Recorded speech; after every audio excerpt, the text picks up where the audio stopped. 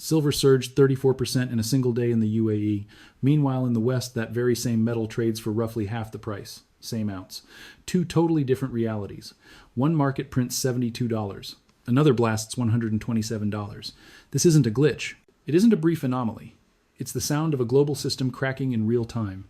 On January 5th, 2026, China made sure there's no easy rewind. What happens when the world's biggest refiner decides the West no longer gets its silver? What you're about to hear will change everything you thought you understood about markets. Welcome to a place where we look past the noise. Now, before we go any further, if you've watched economic cycles long enough to remember when markets actually felt logical, when price discovery meant something tangible, then you'll want to stay plugged in. We don't run after headlines here. We study the warning signs before they turn into disasters. So do us both a favor. Hit subscribe.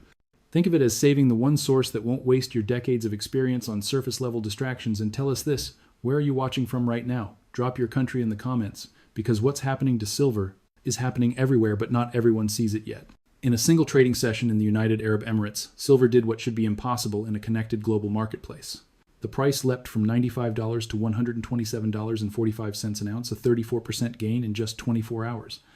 At the same time, across the Atlantic, traders in New York stared at a completely different number on their screens, $72.82. Same metal, same day, two wildly different prices. This wasn't a momentary blip that snapped back within minutes. It was a lasting, expanding gap, one that exposed something much more serious than a simple inefficiency. When analysts first spotted the divergence, plenty assumed it had to be a mistake, a bad report out of Dubai. A conversion error, some technical issue, but as the hours passed, the gap didn't close, it grew, and that's when a harsher reality came into focus. The global silver market was no longer functioning as a single unified system. It had splintered. For decades, COMEX in New York and the LBMA in London acted as the world's pricing anchors for precious metals. When anyone anywhere asked what silver cost, they looked to those hubs. The numbers on those screens became the reference point for everyone: buyers in Tokyo, sellers in Mumbai, refiners in Switzerland, all working off the same quote. That framework only holds up because of one core assumption. The idea is simple: if silver trades at $72 in New York, someone could buy it there and sell it in Dubai for $127. That arbitrage would instantly draw traders in. They'd buy in the cheaper market and sell in the more expensive one until the two prices met in the middle. That's basic market mechanics. This is how global commodity markets are meant to work. But that mechanism had failed. The arbitrage never showed up. The gap didn't narrow, and analysts started asking the obvious question: why? Why wasn't anyone taking advantage of such a massive spread? The explanation pointed to something most participants didn't want to admit out loud. There simply wasn't enough physical silver in Western markets to buy and ship east. The COMEX price of $72 was signaling something different from Dubai's $127. One reflected the value of a paper claim. The other reflected the cost of real metal you could actually take possession of. When researchers dug into COMEX trading data, they found a pattern that should have raised alarms. Thousands of contracts changed hands every day. Each one represented 5,000 ounces of silver. Yet when those contracts reached expiry, almost none ended in physical delivery. Traders rolled positions into new contracts or settled in cash. The metal itself barely moved. COMEX had become something other than a place where a physical commodity is exchanged. It had turned into a derivatives arena where paper contracts circulate endlessly, while the real silver sits mostly untouched in vaults, or possibly isn't sitting there at all. That led to a question few people wanted to chase too far. If paper contracts represent hundreds of millions of ounces, but only a small slice of that metal is actually available for delivery, what happens if multiple holders demand their silver at the same time? The UAE price spike hinted at the answer. In markets where buyers insist on delivery, where promises on a screen don't count, the price has to jump sharply to pull limited supply out into the open. Middle Eastern buyers weren't interested in futures contracts. They wanted bars, they could hold coins, they could store metal, they could verify, and they were willing to pay 75% more than the Western benchmark to get it. That creates a deeper problem for the entire pricing system. Which number is real? Is silver truly worth $72 as COMEX implies, or $127? As Dubai proves in practice, the classic explanation is that markets discover price through supply and demand. But what happens when two markets for the same commodity discover two completely different prices? What happens when the spread doesn't close? What happens when the system that's supposed to deliver price discovery instead produces price? Confusion. Analysts who followed this closely started using a different label. They stopped calling it price discovery. They began calling it price fabrication. COMEX wasn't revealing what silver was worth. It was manufacturing a number with a shrinking connection to physical reality, and keeping that fabrication alive was about to get much harder. Because across the Pacific, another force was preparing to make the situation dramatically worse. China was getting ready to turn its grip on global silver supply into a strategic weapon, and the date was already locked in January 5th, 2026. The notice arrived almost invisibly. No big press event, no flashing market alert, just a dry administrative update posted on a government website in Beijing. Starting January 5, 2026, the People's Republic of China would roll out broad export controls on silver. Most Western analysts barely paused on it. Just another China regulation. Nothing to see. But a small circle of commodity specialists read the details and felt their stomachs tighten. They recognized the pattern. 15 years earlier, China pulled a similar move with rare earth elements, those nobody cares metals, right up until the moment every tech company on Earth needed them. China held around 90% of rare earth production. Then exports were tightened. Prices spiked. Supply chains seized up. Entire industries panicked. Now the same playbook was being applied to silver, and this time the consequences looked even bigger. China wasn't the world's largest silver miner. That title belonged to Mexico. But mining is only part of the story. What comes out of the ground isn't ready to use. It has to be refined, purified, turned into standardized bars that meet industry specifications, and China controlled more than 75% of global silver refining capacity. That was the true choke point. Every major silver-producing nation, Mexico, Peru, Australia, Chile, sent raw ore to Chinese refineries. The metal went in contaminated. It came out pure. Then it moved through the world's markets. This system ran smoothly for decades because it was efficient. China poured billions into refining infrastructure. They had the technology, the know-how, and the scale. For many countries, shipping raw material to China was cheaper than building refineries at home. But efficiency created dependence, and dependence created vulnerability. When the restrictions kicked in, the flow of refined silver didn't shut off overnight. China was too calculated for that. A full embargo would spark immediate international backlash. Instead, they introduced something more controlled, a licensing system. Export permits now required government approval. Approval timelines became uncertain. Volumes were trimmed. Priorities shifted toward domestic needs. Silver that once moved west automatically now moved only when Beijing decided it matched their strategic interests, and increasingly Beijing decided it didn't. The first place the damage showed up was dealer inventory. Major online bullion houses noticed it before most of the market did. Warehouse managers started firing off urgent messages. Weekly shipments were delayed. Wholesaler orders went unfilled. Suppliers stopped picking up phones. Within 3 weeks, shelves began to empty. Larger bars vanished first. 100 ounces bars gone. Kilo bars sold out. 10 ounces bars backordered indefinitely. Retail buyers who were used to clicking buy now and getting delivery in a few days suddenly saw a very different message on their screens. Out of stock, temporarily unavailable, extended lead times.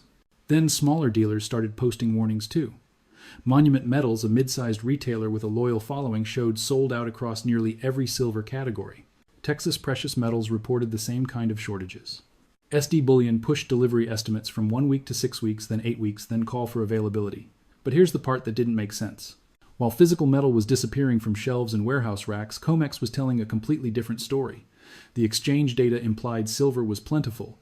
Thousands of contracts traded every day. Open interest stayed elevated. The screen still showed smooth liquidity.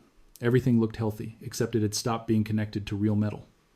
A researcher decided to stress test that disconnect with a simple experiment. She called 5 major bullion dealers and asked for a quote on 1,000 ounces of physical silver, an ordinary industrial-sized order, nothing exotic. The first dealer quoted $93 per ounce, a $20 premium over COMEX, but delivery would take 12 weeks. The second quoted $98 with a 16-week wait. The third said they couldn't fill the order at any price. The fourth never called back. The fifth quoted $116 per ounce if she paid up front and accepted a 20-week delivery window. Then she called her broker and placed an order for 200 COMEX silver contracts, 1 million ounces on paper. The trade filled instantly at $72 per ounce. On a screen, she now owned 1 million ounces of silver. But could she actually take delivery? She requested physical settlement. The broker hesitated, an uncomfortable pause on the line, then offered the explanation. Physical delivery was technically possible, but it meant extra paperwork, extra fees, extra time. Most clients just took cash settlement. Wouldn't that be easier? She insisted on delivery. Another pause. The broker said he'd need to check with the clearinghouse. Someone would call her back. No one did. 3 days later, an email arrived. Her delivery request had been flagged for review. Due to unusual market conditions, physical settlements were being handled case by case. Current processing time undetermined. In that moment, she learned what UAE buyers already understood. Paper silver and physical silver had become 2 entirely different assets. One could be created in unlimited quantities on computer screens. The other barely existed in the real world, and the distance between them was widening by the day. The question nobody wanted to say out loud was becoming impossible to dodge. If China controlled refining, and China had tightened exports, and Western inventories were running dry, how long could the paper price fantasy survive? A veteran metals trader sat in his Chicago office staring at 2 screens. On the left, COMEX silver at Jutiotivo. On the right, text messages from contacts in 7 different countries. Japan can pay 130. Need 500 kilos urgent. Singapore, 125 cash, any quantity available. India spot plus $55 physical only. He'd been trading precious metals for 32 years. He'd seen dislocations before. Brief moments of regional price divergence used to happen, usually from currency swings or short-lived supply hiccups, and those gaps always snapped shut within hours, sometimes within minutes. This was different. The spread had been widening for weeks, and nothing he knew about markets could make it make sense, so he decided to test it. He called the COMEX clearing desk and asked one simple question. If I take delivery on 5 contracts right now, how long until the metal arrives at my designated vault? The woman on the line went quiet. He could hear typing, then more typing. Then, sir, can you hold, please? 8 minutes passed. A different voice came on, male senior measured. We're experiencing higher than normal delivery requests. The standard timeline is being extended. Extended to what? We'll need to get back to you with specific timing. Ballpark. Another pause. Could be several weeks. We're experiencing higher than normal delivery requests. The standard timeline is being extended. Extended to what we'll need to get back to you with specific timing. Ballpark. Another pause. Could be several weeks. He opened his analysis software and pulled up historical delivery figures. The pattern was impossible to ignore. In a typical month, COMEX processed roughly 500,000 ounces of silver for physical delivery. But total open interest represented more than 900 million ounces. That meant for every ounce of real silver that actually changed hands, there were 1,800 ounces of paper claims. He leaned back in his chair. This wasn't a market. It was a magic act. And the act was getting harder to keep alive.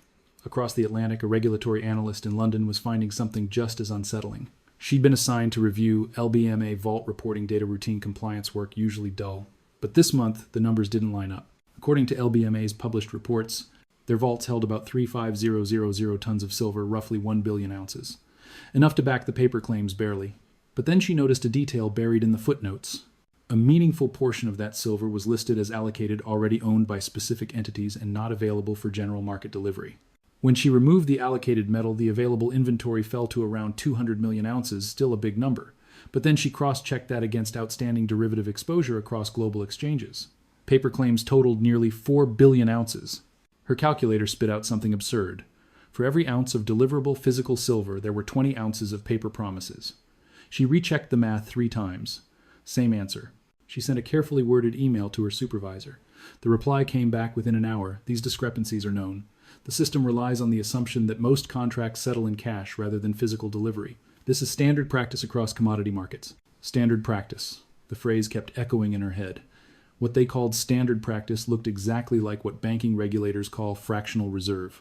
The system works perfectly right up until the moment everyone wants their metal at the same time, and then it collapses instantly.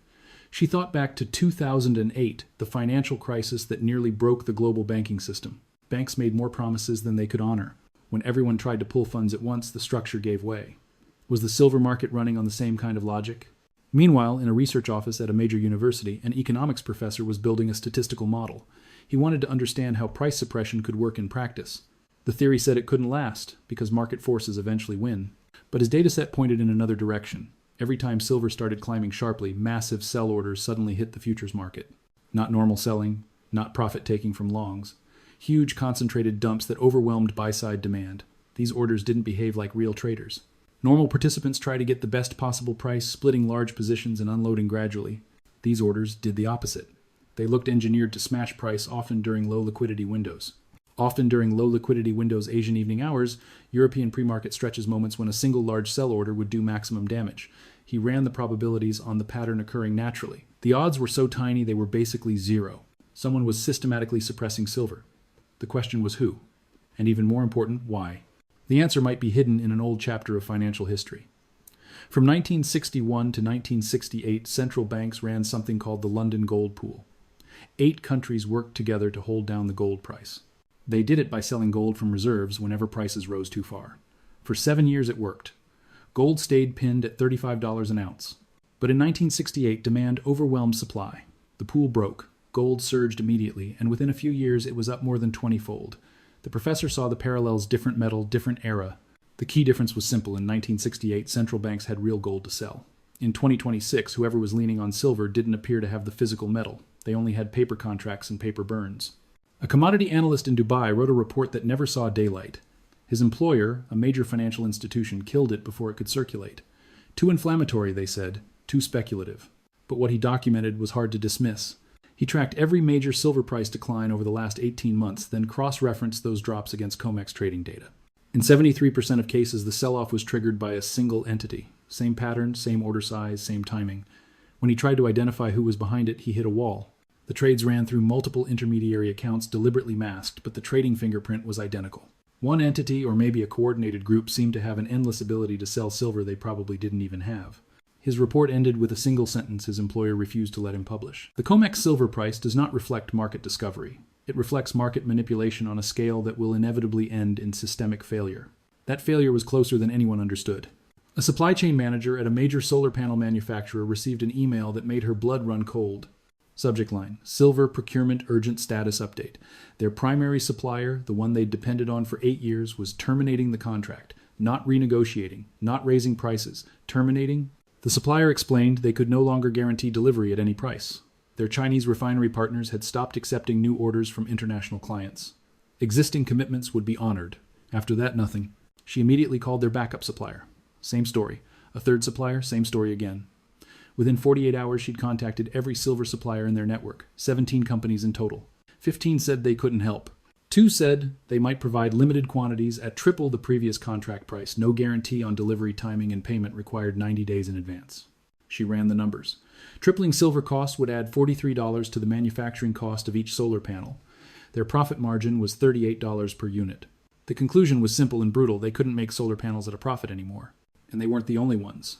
Across the electronics industry, manufacturers were running into the same wall. Silver wasn't optional. It was essential, the best electrical conductor, the best thermal conductor. For most applications, there was no adequate substitute. Circuit boards needed it. Switches needed it. Contacts needed it. Batteries needed it.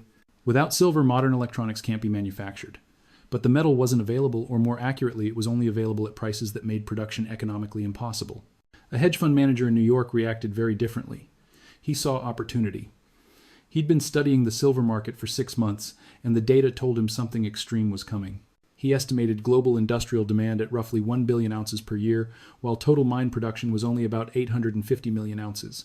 That implied a structural deficit of 150 million ounces annually. After that, there simply wouldn't be enough silver to satisfy demand. The market would have to ration supply through price. How high would prices need to rise to destroy enough demand to balance the system? His model pointed to somewhere between $300 and $500 per ounce, possibly higher. So he positioned his fund for an explosion, physical silver purchases, mining equities, and out-of-the-money call options on silver futures. He was betting everything on a violent repricing. But he understood the danger, too. If suppression held, if the paper market kept manufacturing prices detached from physical reality, his positions could bleed for years before the market finally admitted the truth. Timing was everything. In Beijing, policy analysts watched Western market reactions with clinical detachment. The export restrictions were doing exactly what they were designed to do: disruption without direct confrontation, pressure without military action. This was strategic resource control in its cleanest form. China needed enormous amounts of silver for its own industrial goals: electric vehicles, solar build-out, 5G networks, smart city expansion. Why ship a critical input to potential competitors when domestic demand was accelerating? Let the West rebuild its own supply chains. Let them pay premium prices for whatever scraps are still available on global markets. Let them learn what dependency really costs. A senior economist at a European central bank was drafting a confidential memo meant for finance ministers and monetary policy officials across the EU. Subject: precious metals market instability, systemic risk assessment. Her conclusion was blunt. Silver's dysfunction was a preview of broader commodity market breakdowns. If paper markets could drift this far from physical reality in silver, the same could happen in other strategic materials: copper, platinum, palladium, lithium, rare earths. The entire commodity pricing framework behind global trade depended on one core assumption. Paper contracts are backed by deliverable physical goods. That assumption was cracking, and if it failed completely, the damage would ripple through the financial system. Futures markets would lose credibility. Hedging would become unworkable. Price discovery would fail. Industrial planning would fall into chaos. She recommended immediate steps: audit physical inventories, verify vault holdings, restrict naked short selling in commodity futures, require proof of physical backing for derivative positions. The memo was circulated, discussed, and then quietly filed away. The political appetite to disrupt existing market structures didn't exist, at least not yet, not until the crisis became impossible to ignore. Meanwhile, in the UAE, the silver that had jumped to $127 was now trading at $134. In Japan, premiums had reached $60 over the so-called global benchmark. In Kuwait, buyers were paying $112. In South Korea, $99. COMEX still printed $72. An independent researcher built a visualization, a world map of silver prices, color-coded by region, deep red for the highest prices, blue for the lowest. The map looked like a heat signature of market stress, deep red across Asia and the Middle East, deep blue across North America and Europe. The dividing line was unmistakable. East of the refining choke point, high prices, tight supply, physical-only metal. West of the choke point, low prices, paper abundance, physical scarcity. Two worlds, one metal, completely different realities. The researcher added a timeline projection based on current consumption rates and shrinking inventories. Her estimate was blunt: the paper market could hold its artificial pricing for about 6 more months. After that, shortages would become so severe that industrial users would be forced to bid directly against one another. That's when price discovery would come back violently. A precious metals dealer who had survived 4 decades of cycles was asked for his read. He paused and chose his words carefully. I've seen dislocations before, brief chaos followed by a return to normality. This isn't that. This is a structural break. The market that existed for 50 years doesn't exist anymore. We're moving into something new, and transitions are never smooth. He was asked what price he thought silver would ultimately reach. He smiled. Wrong question. The question isn't what price silver will reach. The question is, what will dollars be worth when the transition finishes? Because right now we're learning that paper promises aren't the same as physical reality, and that lesson is going to reshape more than just silver. COMEX closed that day with silver at $72.19, up 1.1. The screen still showed healthy volume and normal trading. Everything looked fine. But across warehouses in Asia, the last bars were being loaded onto trucks. Across refineries in China, export permits were being denied. In electronics boardrooms, CFOs were calculating how long production could continue. The clock was ticking. The gap was widening. In vault facilities in London and New York, inventory managers watched stock levels fall month after month. The reckoning was getting closer, and when it arrived, the $72 fantasy would vanish like morning mist under a desert sun. What would remain is the truth that physical scarcity always wins. Eventually, the only question left was whether eventually would arrive in months or in weeks.